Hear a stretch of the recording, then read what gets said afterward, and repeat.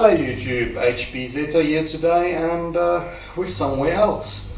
As many of you know, I've been redoing a large part of my house and redoing my sitting arrangements over there, and as a result my normal place for video recording has disappeared. So what I'm trying to do today is I'm trying to test a few things, test a few places. Lighting in most houses isn't good enough to actually do videos unless I go do videos in the toilet, which depending on where you're from might get me more viewers. Anyway, nonetheless, I haven't done one of these since December, and it's about time we do one so I can get back to my normal video schedule. And today there's not really much to talk about. I'm going to talk about a little bit about Christmas, and I'm going to look at my pickups that I did, basically the last week's pickups more or less. And I see little kitten has actually decided that he's going to throw his ball under the tripod, and no, we're safe. Nonetheless, let's start. I'm just going to start directly with the pickups and then a bit of a talk here at the end. There's something I want to get off my chest, and it's something pretty important to me, at least. So, yesterday I actually went to my local charity shop, the one that I normally go to, and the one that I had some really good finds, but I know that they keep things aside. Luckily this time the old lady wasn't there. They just reopened, they were closed for a week, and as a result all of the good stuff was on the racks, and I actually walked away with quite a big collection of things from there. And one of the things that I actually got from there, I'm over the moon, and Look at you, hacker. what was that? A pathetic creature of meat and bone. Anyway, let's start with the basic things that I found there, and I'm going to start with the big box stuff first, because this is the least interesting. I picked up another copy of Unreal Tournament 2004. I got this for 10 Rand or $1. I think just about all of these that I'm going to talk about now is $1. And this one is actually complete with all of the discs. I do own this already, so this is trade fodder. If anyone wants to trade me for a boxed Unreal 2004, let me know. This game is still multiplayer to this day. It's still an amazing game. Now I do actually have Half-Life 2, but it's the limited edition, and as most of my things go, it's one of the things that I actually threw the box out, and the t-shirt got worn out to the point where it started disintegrating. But I was there and I found a box copy of Half-Life 2. It's missing the first CD. Mine is the DVD version, so I don't mind. It's just nice to be able to put my disc in here and have a box copy that I can add to my big box PC games collection. And I would love to one day get Half-Life, the first Half-Life, and add that to my collection in a big box as well. I know that there's one of the collections actually has Half-Life, Opposing Forces and Blue Shift, everything in one giant box, and I'd love to get one of those as well for my collection. Then basically they had a whole bunch of CDs there that I wanted to get. The first one, let's start with like that, yeah, makes more sense. Okay, the first one is X, the final, or Beyond the Frontier, which is sort of, it's like a space shooter basically, similar in the lines of, I just can't get, Wing Commander, that sort of effect, but you do trading and things in here more than anything else. The intro is very nice for this game, and I can't wait to spend some time with it. I know of X2 and X3. I think this is the first X, even though it says X Beyond the Frontier, I could be wrong. It was released by THQ in 1999. It does run a bit slow on my retro rig, so I'll probably have to do that one on the laptop. The next, oh yeah, and that was $10, well 10 Rand as well, so $1. All of these are $1. Next one I got is Pool of Radiance, which is a Dungeons and Dragons game by Forgotten Realms. I love all of the Forgotten Realms games, like Icewind Dale and that sort of thing. Heavy Gear 2, I think this is a duplicate, I need to double check. It's a mech game. It's probably one of the better ones out there. It's made by Activision, and actually a very, very good game. I'm going to just need to check if I've got a duplicate of that, and that could be trade fodder as well. Tribes 2.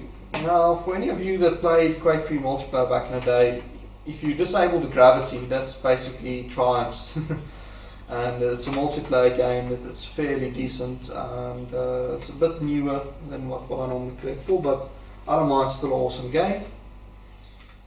Okay, I then got Yuri's Revenge, which is the expansion to Command & Conquer. I didn't have this one before, and I could finally, the Command & Conquer Red Alert 2 expansion, so I could finally install this and give that a playthrough. It should be quite nice. Now, at the other, well, this is before we get to the big finds. Now, at the other thrift shop or charity shop that I normally visit, every time I go there, they've got it on the shelf, and I started feeling bad for it. And knowing that someone will pick it up and they'll install it and they'll have to play it, and it'll suck. Another copy of Daikatana. I've got the big box for it. It's nice and sealed. And well, and then there's some nice finds that I did at the main charity shop, which I kind of want to leave for last, and for good reason. The first one is Black and White. Yes, the first Black and White wasn't a great game. It was very much unplayable due to the way it was structured and the bugs and everything else. It got a bit better when you updated the game and things like that, but it's still not what I would call a great game. But it is one of the Peter Molyneux games, one of the more decent ones, before Spore, which he promised us heaven and earth when we got absolutely nothing. I do have number 2 as well in my collection of Black and White, and it's 2 games that I really, really enjoyed playing. I love those 2 games, and as I was going through the box, they've got a separate stack for music, and I was going through that box, and something just caught my eye, and this is something that I've been wanting to get for ages. And I had the pirated version of this many years ago, and it just blew me away, everything you could do in the game. That and Deus Ex was very similar, but System Shock just was a whole nother level. And I know that System Shock 2, and I know that a lot of people, the scary game thing has been coming back with this Five Nights at Freddy, and that's not scary. It's a joke compared to System Shock 2. This game will scare the pants off of you. It's a psychological thriller that you need to survive through. And Shonen, the main villain in this game, she's on a whole new level. GLaDOS, compared to Shonen, is like a little fluffy bunny.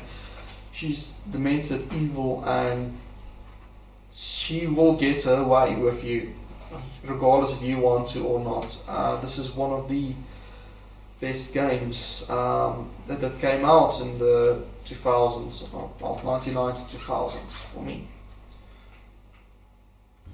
As I was walking out, not quite the board game section, but they've got this little section there with VHSs.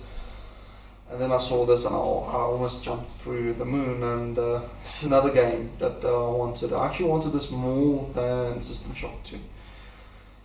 And after I got System Shock 2, I started going to thrift shops looking for System Shock 1. I remembered how the box looks, and I just remembered that it was available everywhere. Everyone had a copy of it. Then System Shock 2 came out, and I just could not find a copy of System Shock 1.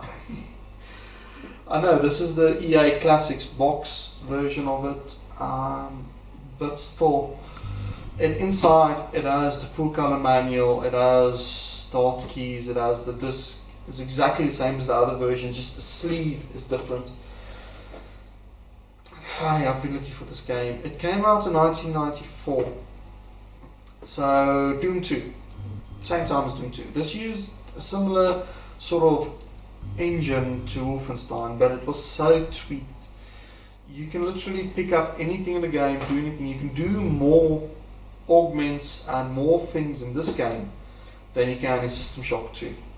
It has a better plot than System Shock 2. It's more scary than System Shock 2. Yes, the controls are really bad, but the game itself is just fantastic, and I've never been able to play this, because if you download it online, you'll get the ripped version, no cutscenes, lots of the audio isn't there, and the game just really falls apart when those things are ripped from the game. It's a spectacular game, and I'm glad to finally own one. And not just that, when I got out of interest, I don't normally do this. I went online and I went to eBay. Yeah, the terrible, evil eBay, and the classic versions of this I could get for about 800 rand for the classic. It's the black classic box, the American classics, not the UK classics box, but it's the exact same thing. That once again the sleeve is different. The lady at the counter said, "I don't know how much to charge for it. What is it?" I said, "Well, it's a computer game.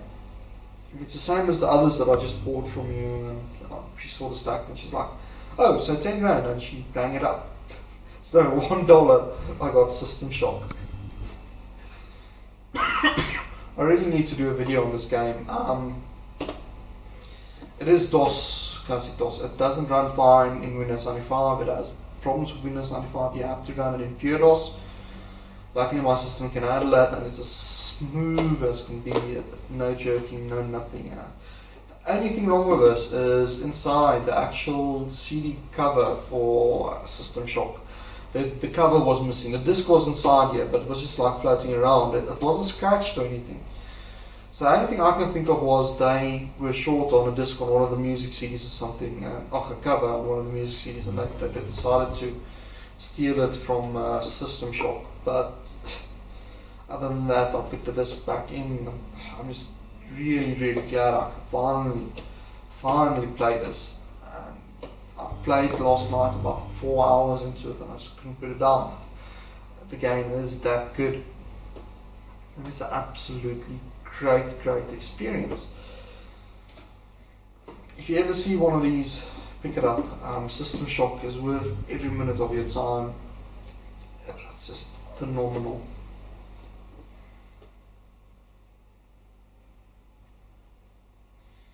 I also went to some of the pawn shops that I normally go to. I think I might have mentioned one of these on my previous videos. I can't remember, so I'm just doing it now.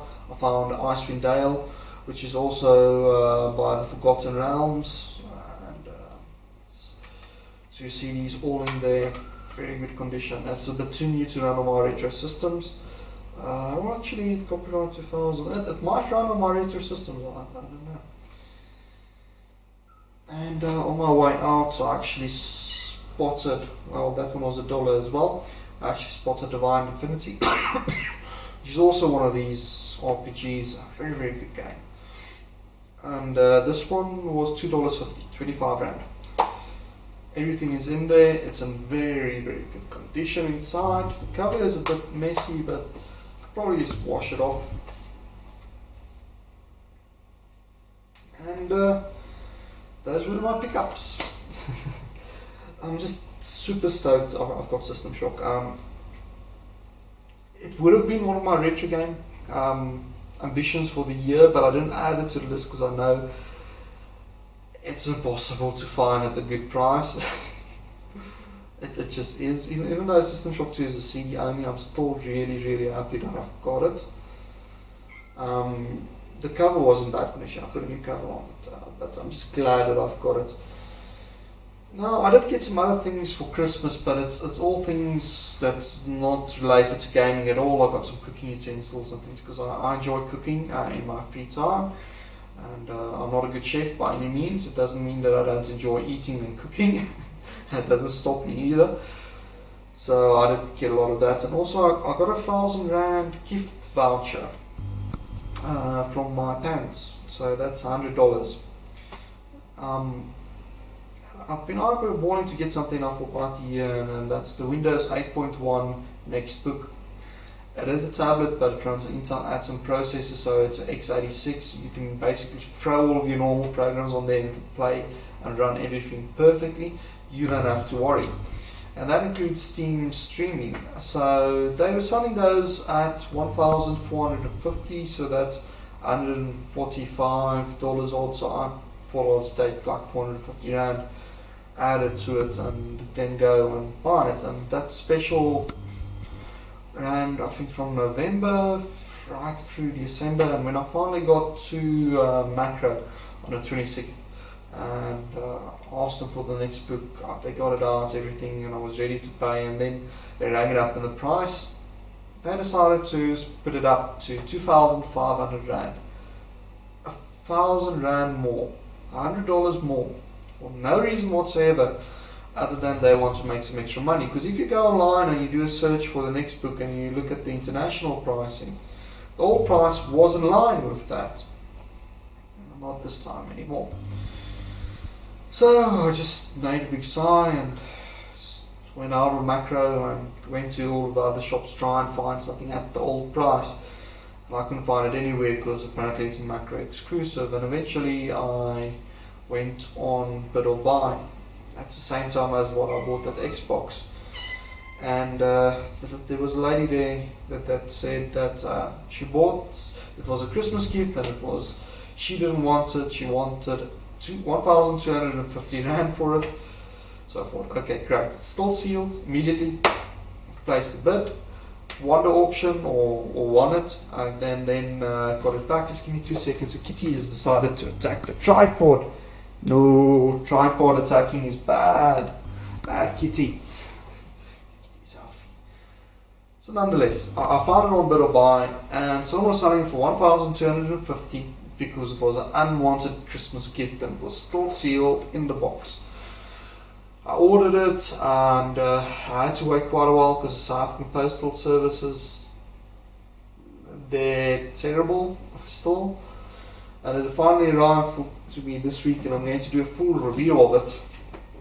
And that's the next book. And so at the end, when I got this, I came to the realization that computers, they're not going to be the same as what they used to be. They're not going to be powerhouses, and that's why Intel and Nvidia and all of those, for the last 5 years or so, if you bought a computer, the performance increases haven't been as huge as it was before. 10%, 15% for every new generation CPU, and it's just not worth upgrading if you have, for instance, an Ivy Bridge, because progress hasn't been that great and nothing has demanded that power. And instead what they've been focusing on is they've been focusing on this.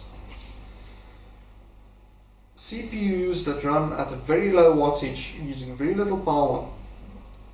And I'll be honest, this little Intel CPU is what, 6 watts of electricity that it uses, and it's finally at the stage where it can compete with ARM and compete with tablets, and that's where they're going to do their battles, because they want the part of that market back. And I look at this tablet and it's phenomenal. It is an Atom, it's a quad-core Atom, but it performs amazing. The only downside is this thing only has a 1 gig memory, and some things do struggle with 1 gig of memory only. But the actual performance on this thing, it blows my laptop out of the water that had a full Intel Atom 1.3, I think it was, the older generation. It just blows it out of the water. This thing performs like nothing on earth, and that with 6 or 7 watts of electricity. And this is what's going to be the focus of computers. And, they're going to target the mobile market now. And I'm sad to say it, I'm not happy with that. I like my big beefy computer machines, but now everything is going to turn into these, and it's all going to be streaming. Just give it a decade and you'll see what I mean. Intel's new chipsets, they've already publicly stated and released the specs, and just about all of them are very low wattage mobile CPUs, and that's what they're targeting. That's where the money's at the moment. They want their market share back from tablets. And considering the actual user interface, Windows 8.1 is terrible, but the functionality I got out of this, after installing Classic Shell and installing my applications, I think is better than my tablets. I'm getting better performance out of there. The gaming side of things is better because I can just install Steam and there's a large number of games that will play out of the box, and there's an even larger number that I can stream from anywhere in my house, stream from my big computer over there. And with performance increasing the way it is now in the mobile market, probably there's going to be a point where you can run a lot more natively in the future. It's not going to look as good, but we'll have to just wait and see. And that's probably the only talkie that I've got today. The other thing that really, well, there's two things, major things that happened this week.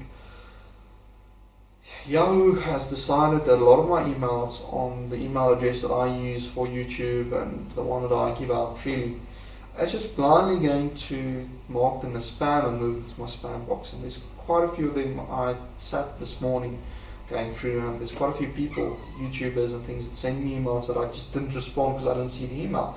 Because if it's in your spam box, it doesn't notify on your cell phone that you've got an email. And I hardly ever log into that account because I just do things from the phone. It's just more convenient. So that really sucks of them. It's probably the algorithm that they changed, and it's just a big balls up. Now, the other thing that really sets me back now, I hope I can fix it, is I can't find one of my SD cards, and it's a 32 gig and it probably has about 5 hours of footage of repairs and things on there that still needed to be edited. I can't find it nowhere. And it's things like Big G's video is on there, and Nintendo DS teardown is on there. It's a lot. So I just hope I can find that. So what's coming up? This isn't going to be my final place that I'm going to sit. I'm just trying this out. I want to see how the lighting is here. I don't think it's that great. The nice thing is I want to get something running in the background so you guys can see something else other than just me talking, because I know that can be boring. I'm also going to do a bit more editing. You probably saw that I've got things popping up there so you can better see what's happening.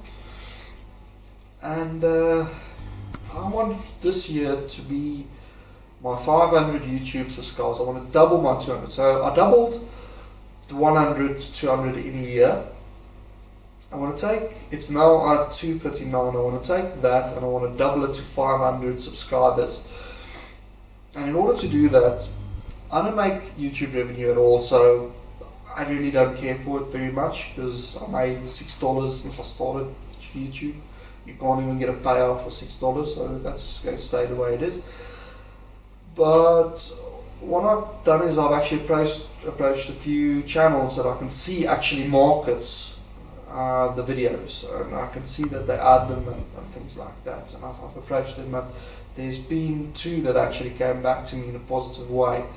One of them is waiting for a channel revamp. The other one, literally, I just have to decide yes or no, I'm going to go with it or not. What that will do is that will market the channel a little bit more. We can get more views, we can get more comments, we can get more discussions. So it's going to be, everything is going to get better.